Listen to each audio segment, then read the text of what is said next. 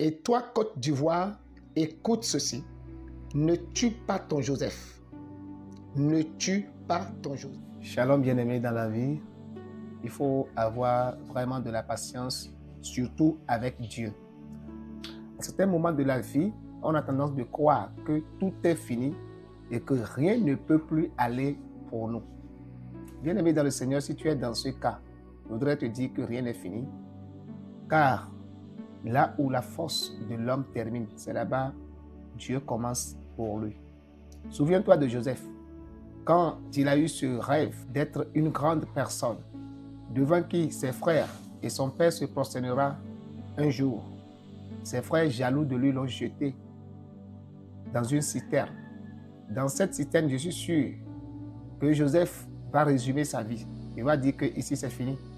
Mon rêve est tombé à l'eau. Mais c'est mal connaître Dieu. Dieu dit, je connais les projets que j'ai formés pour vous, projets de paix et non de malheur, afin que vous ayez d'avenir et d'espérance. Alors, si Dieu n'a pas encore dit son dernier mot dans ta vie, je pense que rien n'est encore fini, quelle que soit la situation que tu traverses maintenant.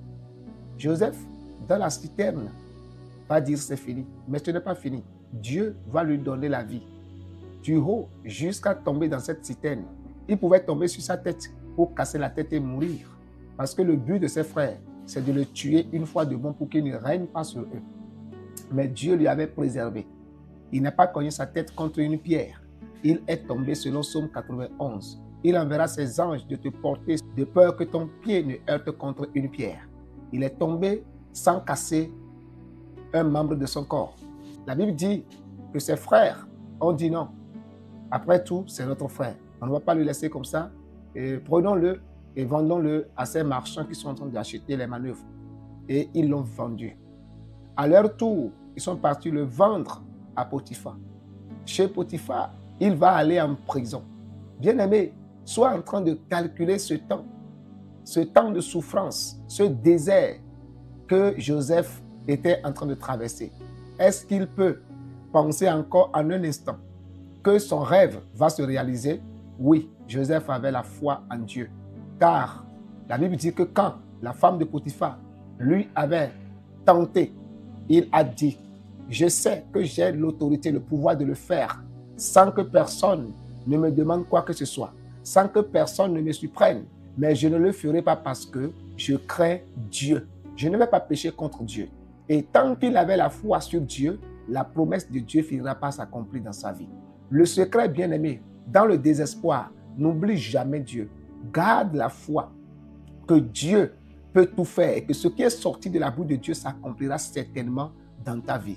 La Bible dit de prison en prison, un jour, Dieu va créer l'occasion qui va distinguer Joseph. Dieu donne un songe au roi et personne parmi les sages, personne parmi les devins n'a pu expliquer le songe si ce n'est Joseph.